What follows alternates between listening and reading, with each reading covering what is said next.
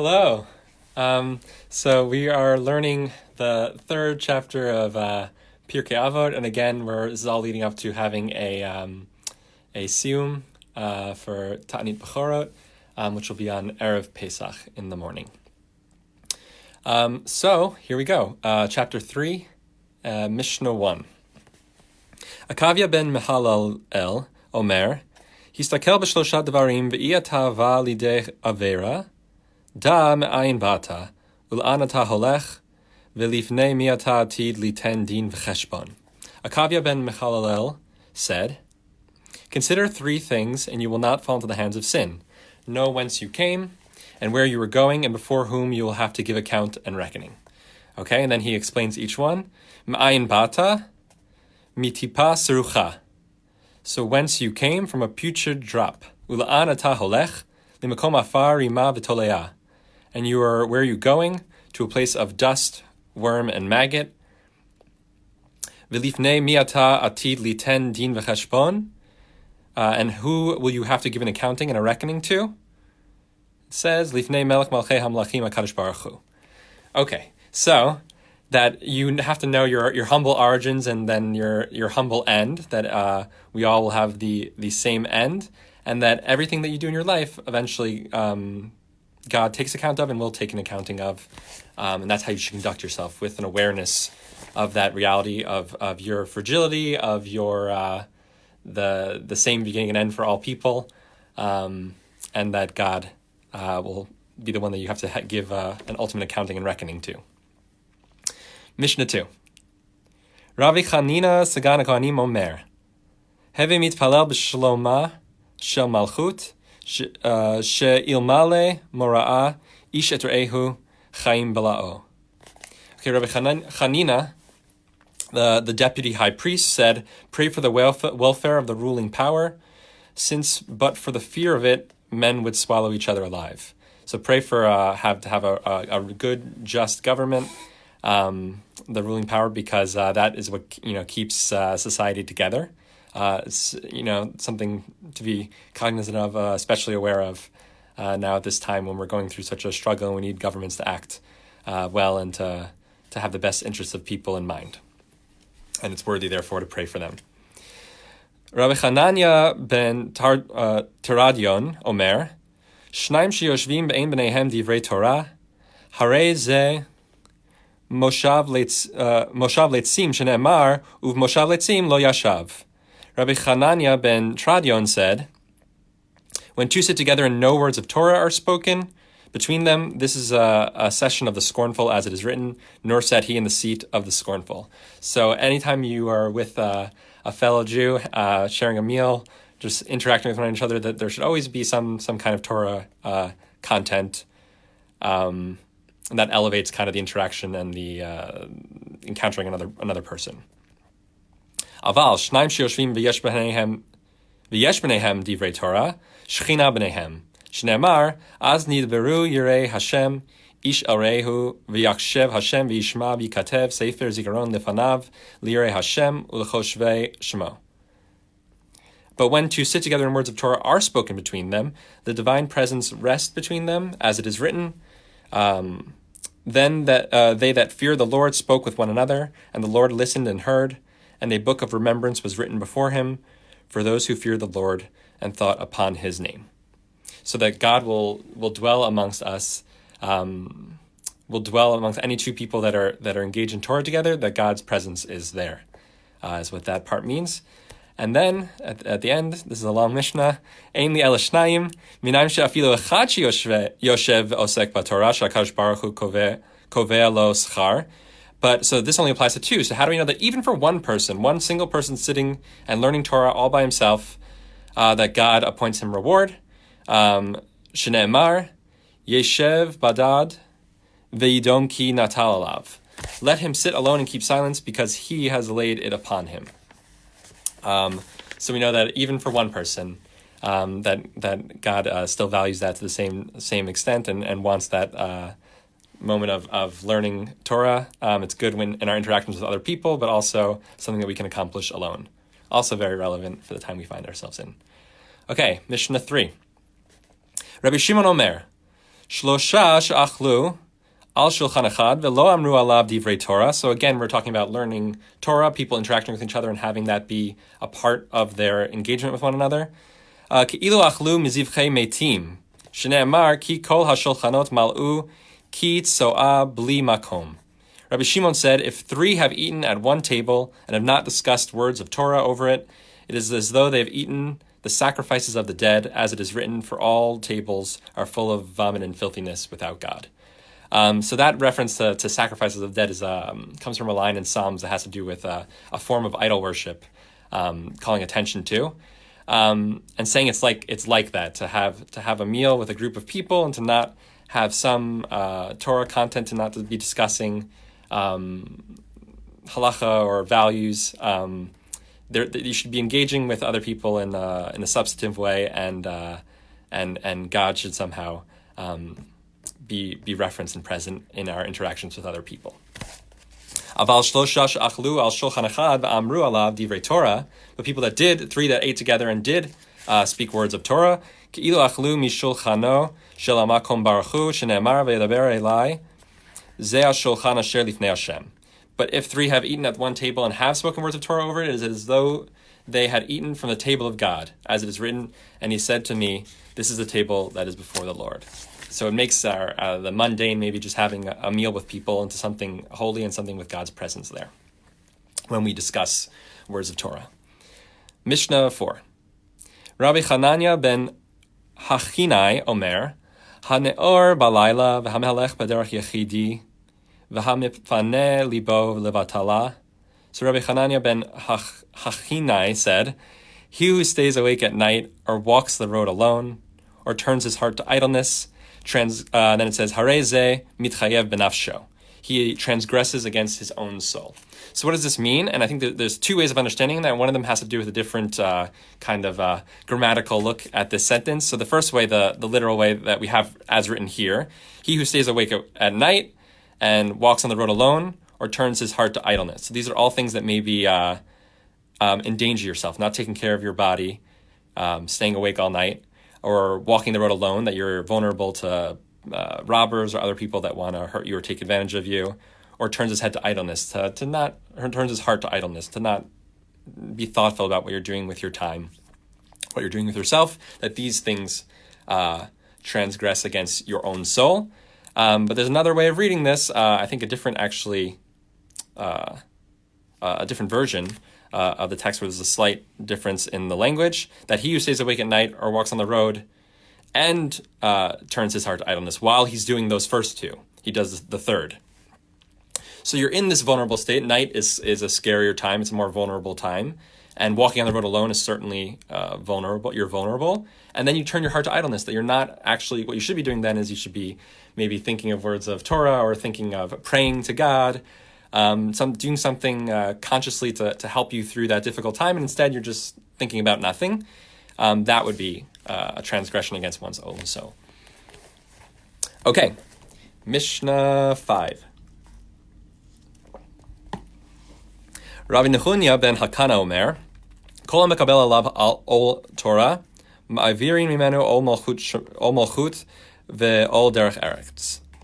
Rabbi Nechunya ben Hakana said, whoever takes upon himself the yoke of Torah, from him will remove the yoke of government and the yoke of worldly care. V'chol haporek mimenu ol Torah, notnin alav ol malchut ve'ol derech eretz. But whoever cast off the yoke of Torah, upon him replace the yoke of government and the yoke of worldly care. Just a fun connection here for anyone that learns in my Mishnah class, which I've been doing, I'll be doing now Wednesdays on Facebook Live, but we used to do, when we were still able to meet together, we were doing Wednesdays and Fridays. But the most recent class, the first one we did on Facebook Live, we learned about the same character, the same person, Rabbi Nechunya ben Hakana, and he was the one who said that he has a special prayer for when he enters and exits the house of study, and that he taught his students this special prayer.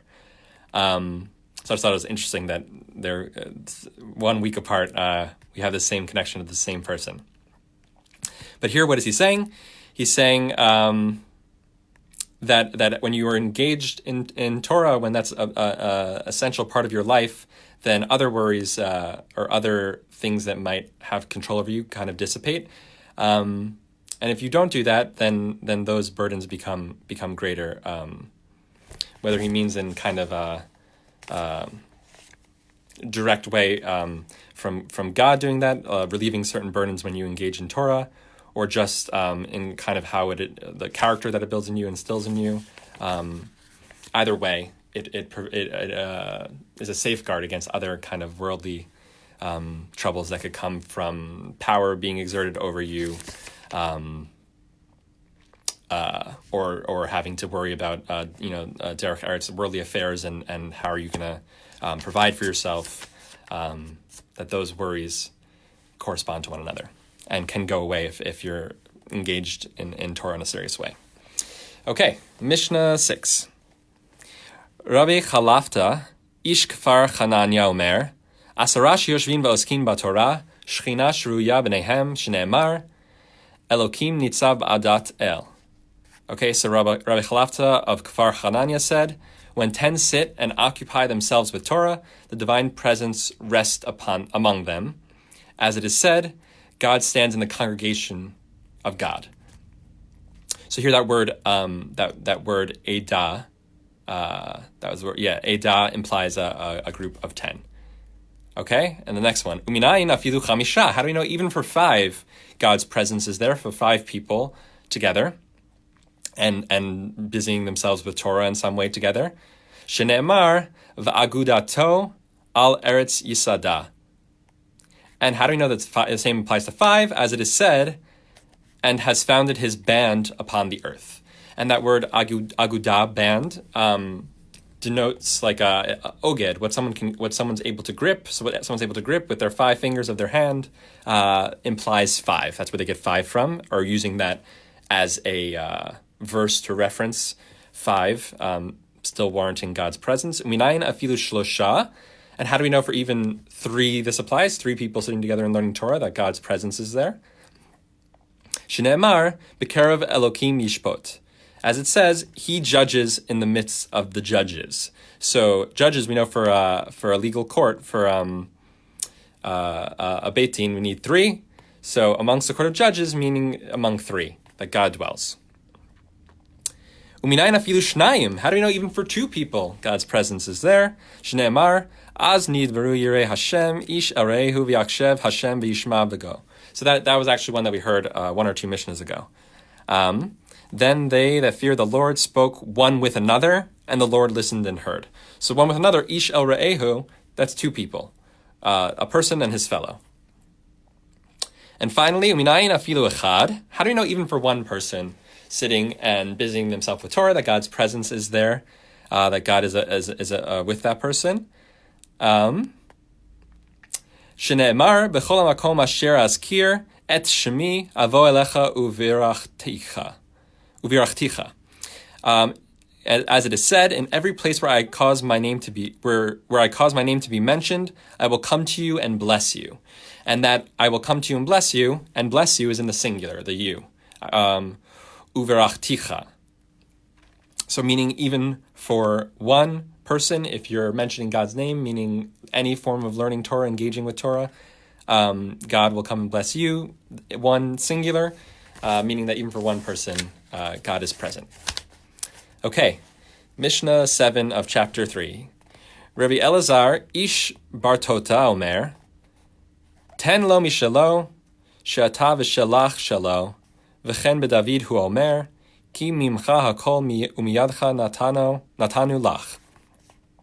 Rabbi Elazar of Bartota said, give unto him what is his, for you and yours are his, and thus David said, for all things come of you, and of your own have we given you. Meaning everything already belongs to God, so we should be giving. We should do the mitzvah of tzedakah. We should give charity, and know that it is God's in the first place, and have the awareness of all the things that we received, everything that we're blessed with, that we're sustained by, is from God, is a blessing from God. And then here's this verse of David saying when he's asking for donations to build the temple, encouraging people to donate willingly and generously, and knowing that everything ultimately belongs to God. Rabbi Shimon Omer, Hamelech baderech v'shoneh umafsik mishnato ve'omer manei lanze umanei nirze ma'aleh alav hakatuv ke'ilu mitchayev benafsho. Rabbi Shimon said, he who walks along a road studying and interrupts his studies and says, how beautiful is this tree, or how beautiful is this field, the Torah considers it as though he has transgressed against his own soul. So this person's already engaged in Torah. They're reviewing things in their head. They're learning things they already know. Again, they're learning Torah, and then they get distracted by something. So that's something that is not encouraged. That it should be that you should focus when you're engaged in Torah study. Not be easily distracted. Know that you're being distracted away from what is more important and substantive, and strive not to do that. Mishnah 8.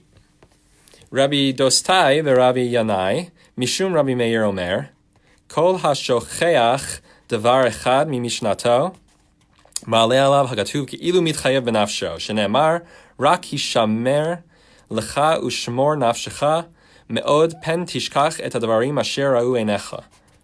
Rabbi Dostai, the son of Rabbi Yanai, said in the name of Rabbi Meir, he who forgets a single word of his studies, scriptures account it unto him as though he transgressed against his own soul. As it is said, only take heed to yourself and guard your soul diligently, lest you forget the things which your eyes saw. So this is a warning and also a recommendation that you should review everything you learn. So we have this idea of chazara. We're always we're reviewing the things that we've learned. That's a very important part of yeshiva learning, Torah learning, to always engage in review. And it's because if you let it go, then you're doing something negative to yourself, and you're not maybe having the proper respect for the content that you're learning. So to always review and to do your best to retain. But then it asks, I think, an important question to not be too stringent or discourage people or make people feel guilty for what's out of their control. Yachol afilu takfa alav mishnato. Could this be even if his studies were too hard for him? Talmud lomar, the Torah therefore teaches us, ufen yasuru milvavecha kol yemei chayecha. Ha einu mitchayev benafsho ad sheyeshev visirem milibo. Could this be that even if the studies were too hard for him, the Mishnah asks, the Torah therefore states, unless they depart from your heart all the days of your life.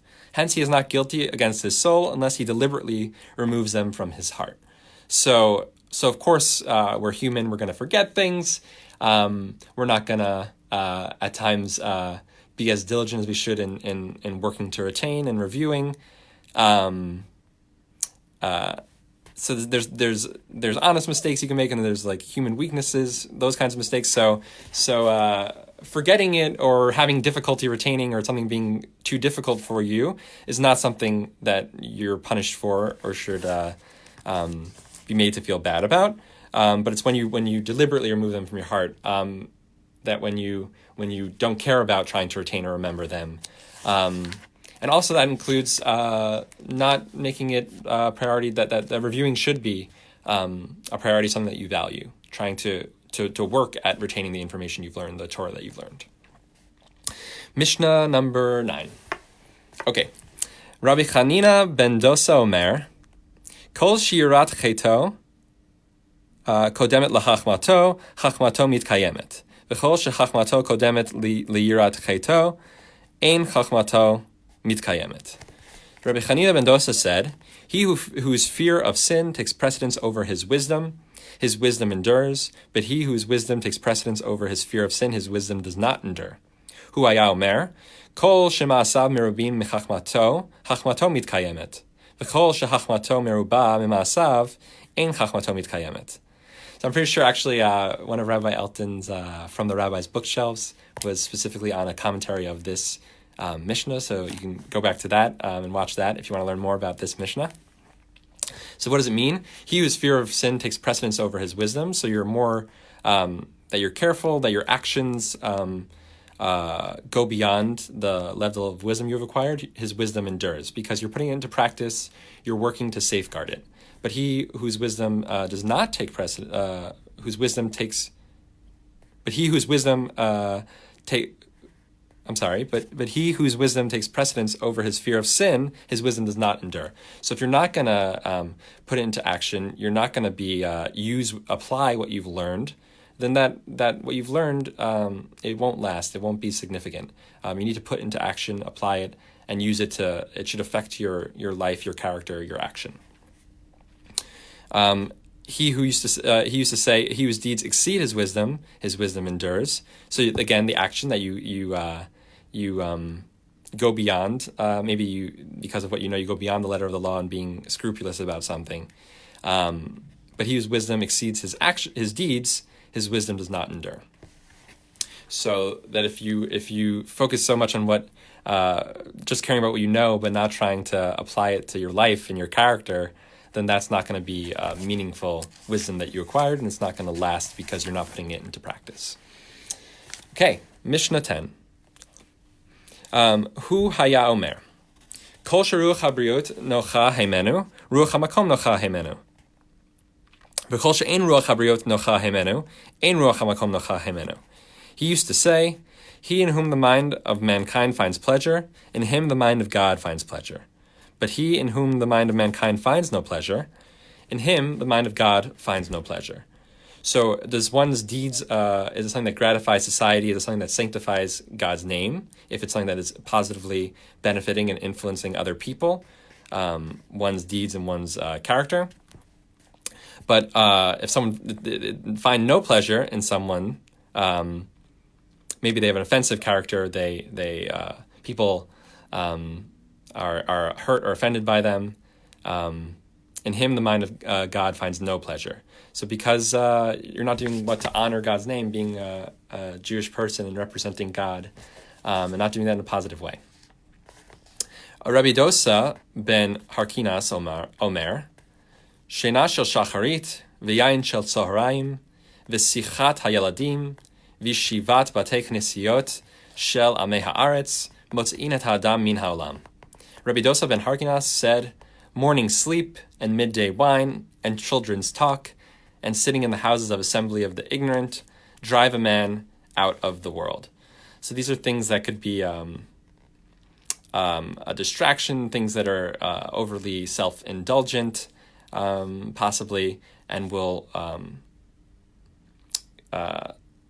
make you not engage in the more important things in life, and engaging with Torah and doing mitzvot and living a meaningful life. So those things are morning sleep, sleeping really late and not getting to what needs to be done.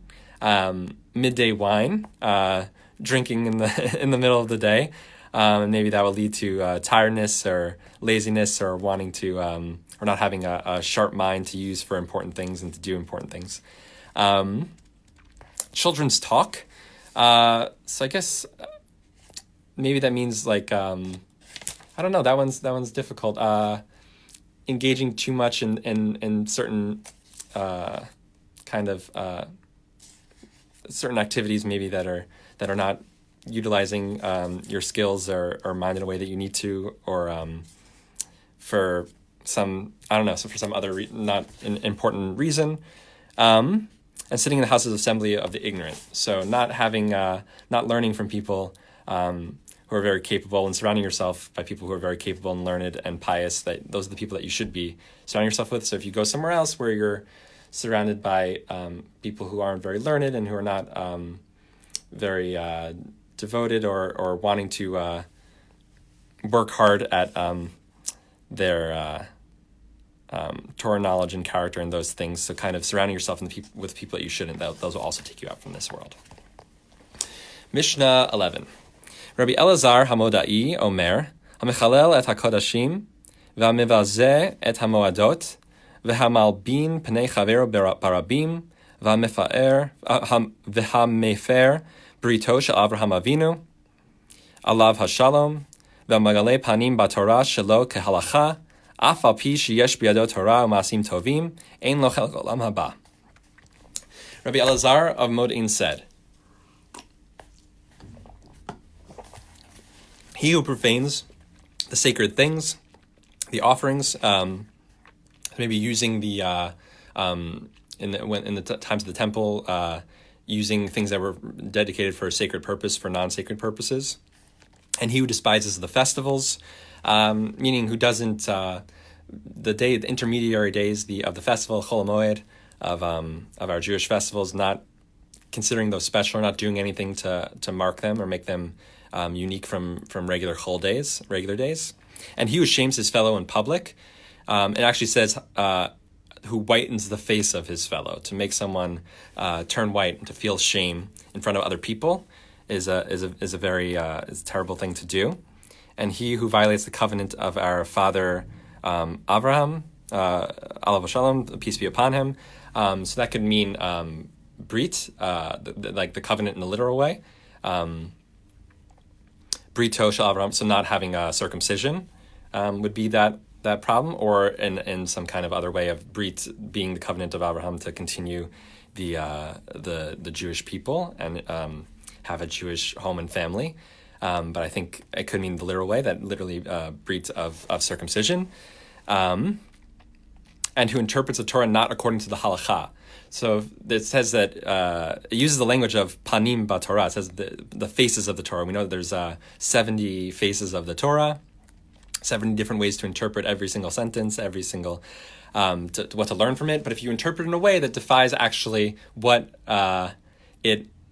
its main message is. So if you somehow interpret the line that says don't eat pig, don't eat pork, to mean it's okay to eat pig, then that's not a valid interpretation, because that would defy the halacha. You could say it means all kinds of other things and interesting things that you could derive from it, different drush you could give on it, but it has to be nothing can explicitly contradict the plain meaning of what it's legally trying to say. The law, even though he may boast Torah knowledge and good deeds, he has no portion in the world to come. Someone who does these things. These are very important things. How we treat other people, that we continue the most important of traditions, of laws, that we have honor for the holidays, that we have honor for things that are sacred. Okay, yeah. Okay, Mishnah 12. Rabbi Yishmael Omer, Hevikal la rosh, v'noach la tishchoret, v'heve mekabel et kol ha'adam b'simcha. Rabbi Yishmael said, be swift towards the superior and kindly to the young, and receive every man cheerfully. I think this one pretty clear, that for people that are in important and honored positions, you should be happy to serve them, to help them, to come to them if they need something right away. And you should be kind to people that are young people, so maybe even the people that should be honoring you, that doesn't mean you can treat them badly, of course, that you just have to be kind to people younger than you.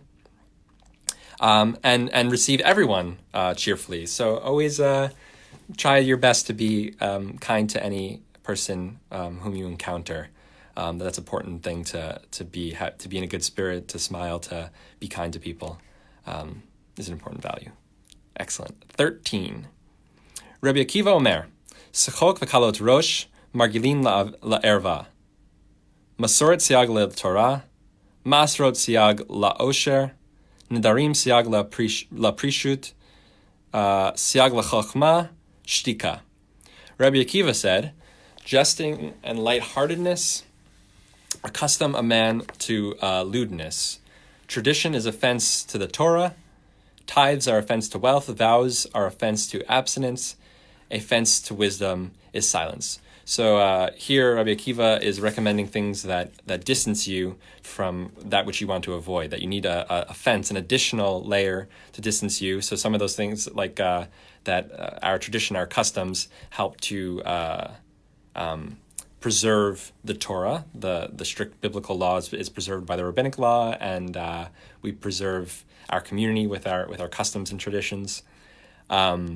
Giving tithes is a fence to wealth.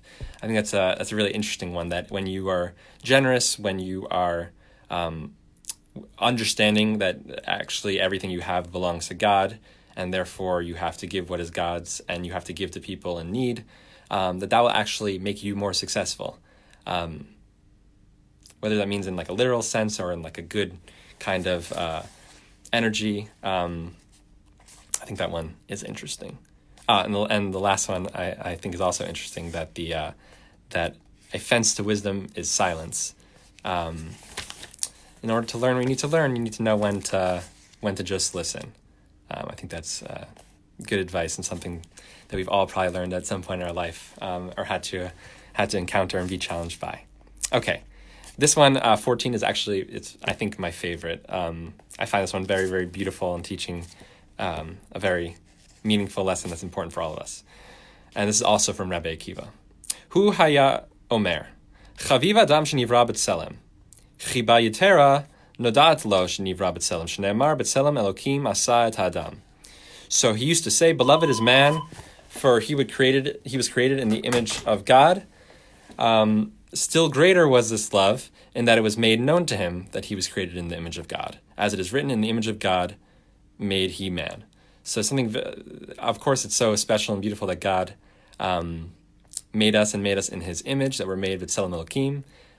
But how much more so that we're made known of that we know that each of us is special and holy and is a reflection of God, is a gift in and of itself, knowing that, the knowledge of that.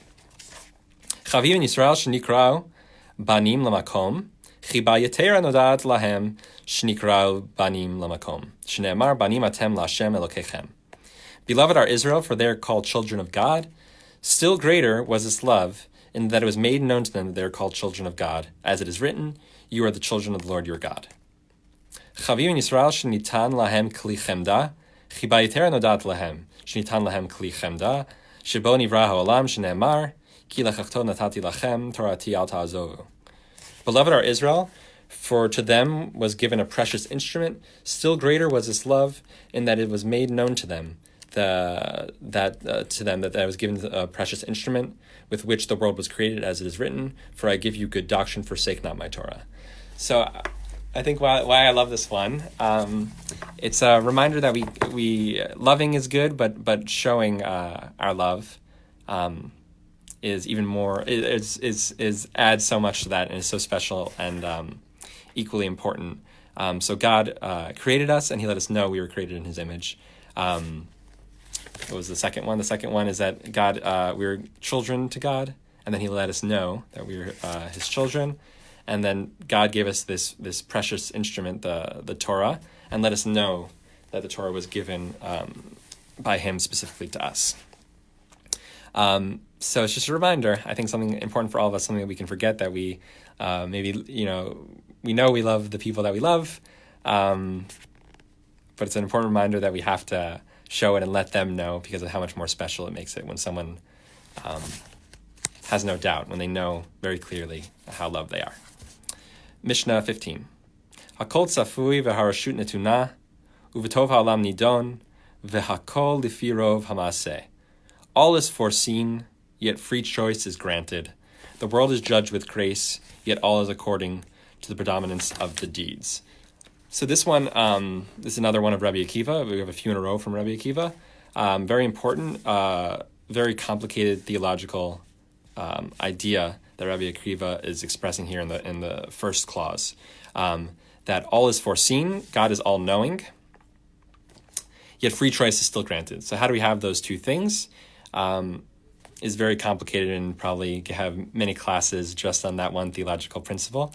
But it comes down to divine knowledge. God's knowledge and understanding is not the same as ours. So we don't really know what that means for God to have prior knowledge of everything beforehand, yet we still have free will. But that is the case, according to Rabbi Akiva.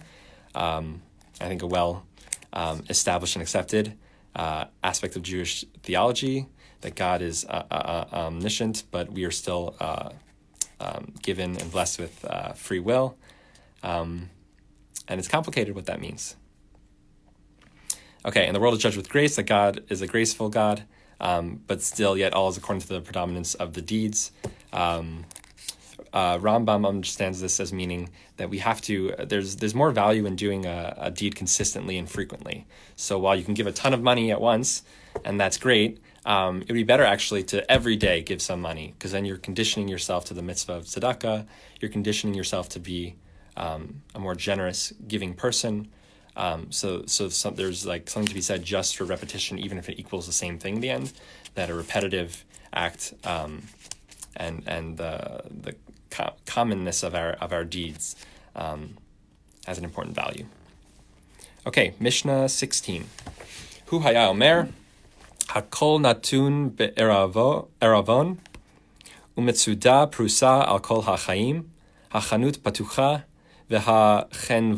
והחנווני מקיף, והפנקס פתוח, והיד כותבת, וכל הרוצה ללוות יבוא וילווה, והגבאים מחזירים תדיר בכל יום, ונפרעים מן האדם מדעתו ושלא מדעתו, ויש להם על מה שיסמוכו, והדין דין אמת והכל מתוקן לסעודה. He used to say, all is given on pledge, and a net is spread over all the living. The store is open, the storekeeper extends credit, the ledger is open, and the hand writes, all who wish to borrow may come and borrow, but the collectors make their continual rounds each day, and collect their dues from man with his consent or without it. For they have solid ground on which to depend. The judgment is judgment of truth, and all is prepared for the banquets. This is a metaphor, of course, about our the way God relates with mankind. So what does it mean? All is given on pledge. That our debts will always be collected by God, and a net is spread out, meaning that there's no escaping from this reality. The store is open; someone can engage in the world however they'd like. The storekeeper extends credit, so God gives credit to everyone. Doesn't demand immediate payment. For whether that be atoning for one's sins or for doing everything immediately, not wanting that but not expecting that. But the ledger is open and the hand writes, but he's still keeping track. God is keeping track of everything, and all debt, eventually will be collected, and everything will have to be accounted for. All who wish to borrow may come and borrow. That free choice is granted, but the collectors made their continual rounds each day. So there will be the collecting is maybe ills or misfortunes, things that afflict and affect us daily, and challenge us, and collect their dues from men with his consent. Sometimes someone will accept their punishment or what's due or what they have to do to improve, or without it. Occasionally someone will say, why do I have to do this, or why do I deserve this, or not thinking about what they can do more and how they can move forward. For they have solid ground on which to depend. We could trust who's responsible for keeping track of all of these debts and making us account. We can trust in God. The judgment is a judgment of truth. That God's law is truth and just, and all is prepared for the banquet. But everyone will have, once everyone's debt is collected, whether someone was very righteous or did a lot of bad things in their lifetime, once you have accounting for that debt, there is opportunity to have a stake, a piece in the world to come. And that was actually, remember when we opened with chapter 1, the introductory Mishnah taught just that to not scare people and think that the standards that we read about in Pirkei Avot are beyond them, that every Jewish person has a stake in the world to come. And this is a reminder of that as well, that even if you have much to atone for, and there will be an accounting of your shortcomings and ways in which you erred, that doesn't negate the fact that you have an opportunity to have that stake in the world to come. Okay, Mishnah 17. Rabbi Elazar ben Azariah Omer, Im ein Torah ein derech eretz, im ein derech eretz ein Torah. Rabbi Elazar ben Azariah said, when there is no Torah, there is no proper behavior. When there is no proper behavior, there is no Torah. Im ein chokhmah ein yirah, im ein yirah ein chokhmah. When there is no wisdom, there is no fear of God. Where there is no fear of God, there is no wisdom. I think that one makes a lot of sense. When there's no, you have to have a certain awareness, maybe to be able to relate to God and understand that, to know why you should have this awe and reverence, possibly fear for God. But if there's no fear for God, if there's no reverence and awe, fear for God, then there's no wisdom. So if you don't know what the actual weight of things is, how the world functions, then there's a certain bar set for what kind of wisdom can be attained, or how understanding you really are. Im ein bina ein da'at, im ein da'at ein bina. Where there's no understanding, there's no knowledge. Where there's no knowledge, there's no understanding. Im ein kemach ein Torah. Im ein Torah ein kemach. When there's no meal, there's no Torah. Where there is no Torah, there's no meal. When you're not sustained in a physical way, you can't properly learn and engage in Torah if you're so consumed by thoughts of how you're going to be sustained, in any physical way, in shelter or food, then it's difficult to properly be present and engage in Torah. But when there's no Torah, there's no meal. But if you're not living for something meaningful and guided by certain values, then what is the sustenance for? That there has to be some kind of deeper meaning behind why we live and what we do. Okay, hu haya omer kol shachmato miraba mimasav lama hu domeh lema hu domeh. So someone whose wisdom surpasses their deeds, what is he compared to? Le'ilan she'anafav merubin v'shorashav muatin ve'aruach ba ve'okarto ve'hofachto al panav shene'emar ve'aya ka'arar ba'arava ve'lo yireh ki yavoto v'shachan charirim b'midbar eretz melecha ve'lo teshev. So he used to say, he whose wisdom surpasses his deeds, to what is he compared? To a tree whose branches are abundant, but whose roots are few. And the wind comes and uproots it and turns it and overturns it, as it is written, for he shall be like a tamarisk in the desert, and shall not see when good comes, but shall inhabit the parched places in the wilderness, a salt land and not inhabited. So someone whose wisdom surpasses their deeds might look like very impressive and be a beautiful tree with beautiful, strong branches, but there's no roots. What's actually the substance, what's actually holding it in place, what actually feeds it and sustains it, is insignificant. The deeds are what. So now let's hear the inverse of that before I say. Aval kol shemasav merubin mechachmato lema hu domeh leilan shanafav muatin v'shorashav merubin she'afilu kol haruchot sheba'olam ba'ot v'noshvot bo ein mezizot oto mimkomo shene'emar v'haya ke'etz shatul al mayim v'al yuval yishlach shorashav v'lo yireh ki yavo chom v'haya leu v'ra'anan uvishnat batsoret lo yid'ag v'lo yamish me'asot peri. But he whose deeds surpass his wisdom, to what is he compared? To a tree whose branches are few, but whose roots are abundant. Even if all the winds of the world come and blow upon it, they cannot move it from its place. As it is written, for he shall be as a tree planted by the waters, that spreads out its roots by the river, and shall not fear when heat comes, and its foliage shall be luxuriant, and shall not be anxious in the year of drought, neither shall it cease from yielding fruit.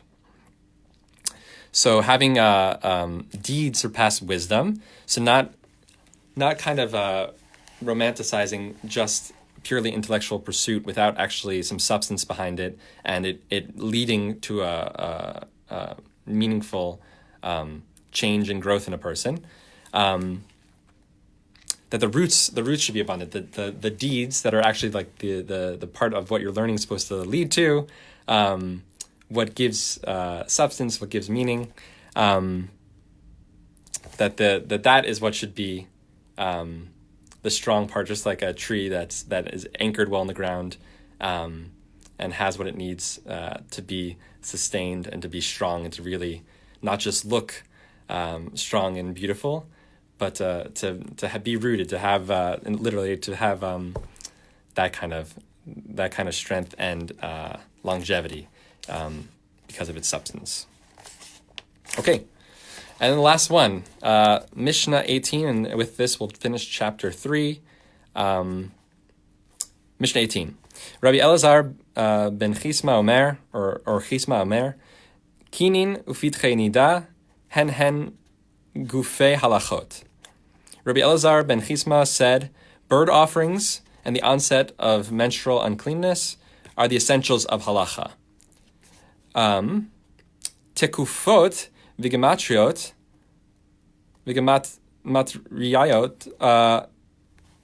parperaot lachachma. But the calculation of the seasons and gematriot are the savory dishes of wisdom. So what does he mean here? First of all, it could be bird offerings, the kinin, the pigeons and doves that were offered in the temple, and knowing about the onset of nida, of the laws relating to menstruation and family purity and relations between husband and wife.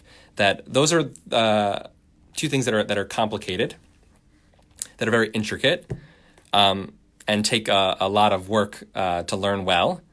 And then these other things are the savory dishes. So the science of how to calculate the seasons using astronomy, and the what was the other one? The gematria, the having to do with numbers, are things that maybe are helpful in assisting this and are interesting, but are not the core in the same way.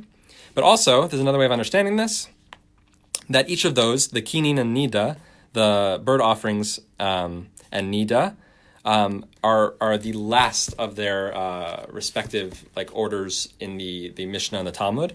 They're the final one for each. So what else he could be saying here is that you need to study all of Bible and Talmud, the foundations. You need to get all the way to the end of each seder, of each order of the Talmud, and then the things that will provide insight into that will give you more detailed understanding, the astronomy and the mathematics that underpin it and help you calculate effectively and help you guide you in that. But first, you need to have the foundation. So our learning should be there are things that are either intricate and we need to focus on because they're difficult, or we need to get through everything, all the important foundations, the Bible and Talmud, before we go into other areas of Jewish learning. And then there are these other interesting sciences, things that provide insight into those things that are enjoyable and worthy, and can shed light. Okay, so we'll stop there. That's the end of chapter 3. Thursday at the same time, 10 a.m., Rabbi Elton will be teaching chapter 4, and then the following Monday I'll be teaching chapter 5, excluding the end of it, and then Rabbi Elton on Wednesday of Erev Pesach will be teaching the end of chapter 5, and we'll be having a siyum for the firstborns to be able to eat on Erev Pesach. So wishing everyone a good day, good health, and all good things, and wishing everyone well. Okay, bye.